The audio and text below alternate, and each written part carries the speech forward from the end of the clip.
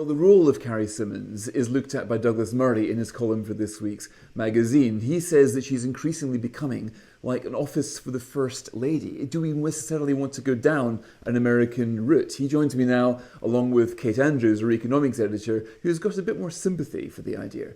But Douglas, first of all, I mean, surely what we need is a recognition that things have moved on, that of course politicians' spouses are going to be important to them, and Carrie Symonds is always going to be influential to Boris Johnson. Is it so bad to simply acknowledge the fact?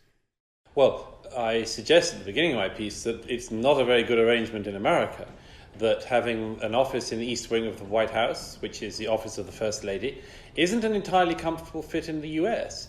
It makes American politics less like a democracy, more like a court, in which you don't only have the First Lady, or perhaps at some point in the future the First Husband, but all the encumbrances of the first children and much more. You have First Ladies proposing legislation. You had this in the 1990s with Hillary Clinton, an exceptionally uncomfortable moment when the spouse of a president is proposing legislation for the country. Nobody elected her at that point. They did subsequently. Nobody elected her at that point.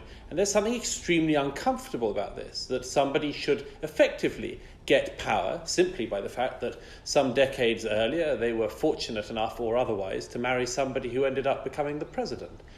Right, but not everybody can be a sort of silent Dennis Thatcher. I mean, you don't need to give Carrie Symonds legislative powers, but surely a bit more formal support would have avoided this mess in the first place. And what we're surely seeing is problems arising from a lack of support given to the office of the Prime Minister's spouse, or the lack of. Well, she has had formal support.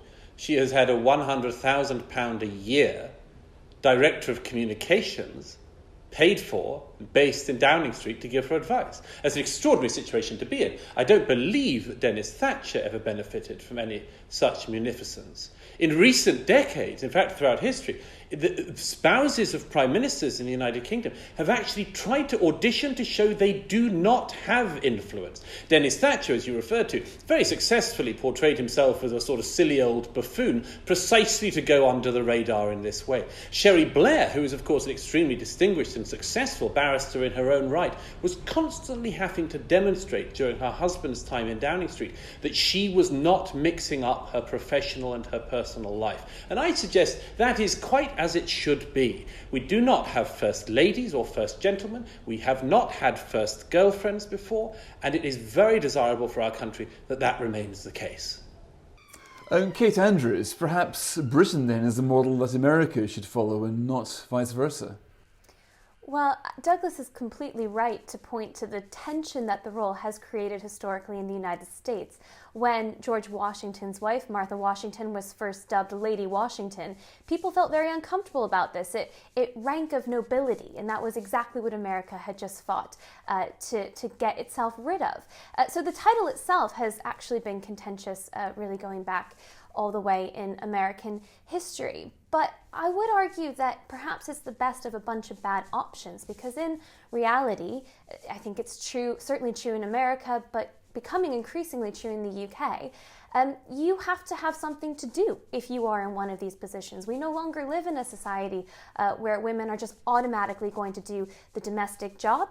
And in America, we have not yet had a female president, so it's always been a woman who's been in this supportive role. And I think that's become more formalized and possibly in a positive way. Douglas mentions Hillary Care there, and I think it's almost the exception that proves the rule. Hillary Care was a disaster. It was seen as a huge overreach of the First Lady when Bill Clinton appointed her to be chair of that health reform task force, and it completely failed. It never properly got off the ground, and I think a large part in that was a feeling that was not the role of an unelected, far less accountable person to be taking on. If the president wants to reform healthcare, that's one thing, but if their spouse wants to do it, that's quite another. The other initiatives that we've seen from First Ladies in recent years are indeed fundamentally rooted in politics. But they tend to be something that's more on the sideline that feeds into the president's agenda. And at the end of the day, the president, of course, is still responsible. And I think in 2021, if you are a man or a woman in the US or the UK supporting the president or prime minister, there's a very real chance that you've stepped away from your own career. We saw that with Michelle Obama. We saw that with Hillary Clinton. And here in the UK, Carrie Simons was doing her own job. She was came up through the ranks of the Conservative Party, was working for Bloomberg. She's somebody who's going to want to be involved in some capacity. Formalizing that, I think, is a much better option than what we've seen over the past few months, where because it is completely informal, it gets very, very messy, but also you can't hold her or anybody else to account in the same way you could if all of this were formally on the record. May I just ask, though, Kate, if that's your contention, how could this situation be improved? How could the first girlfriend be more accountable if she had a larger office with a bigger spend? How would we hold her accountable? Well, the idea is that what she would be doing wouldn't be behind the scenes anymore. It would be public, and everybody would be able to say, is this feeding into the Prime Minister's agenda?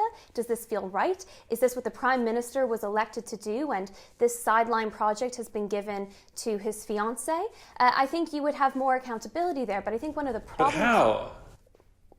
Well, it would be formalized. What her job was supposed to be would be on the record. And then if she were doing things that weren't in her remit in that position, I think it would be much more easily scrutinized and we'd be able to call it out much faster. I mean, one of the problems we've had for months now is that when her name is brought into this, you have a lot of people who say she shouldn't be brought into this at all. That's sexist, that's problematic. She has nothing to do with what happens in Downing Street. And we should stop kidding ourselves. Of course, she has plenty to do with what's happening in Downing Street. And in America, it's far from a perfect system. I completely agree with you, Douglas. And it may well cost some taxpayer money. But at least we're not pretending that the situation isn't what it is. It's on the record, it's formalized, and you can hold people accountable, you can scrutinize it. At the moment, I almost think it's too easy to say she's not involved. We should create a system in which we can talk about her involvement and, be critical of it if necessary. Okay, but can I ask a brass tacks question in this situation? Let's take an example I give in the piece. 2020, there is a proposed badger cull because farmers and others in the UK have a particular problem with badgers.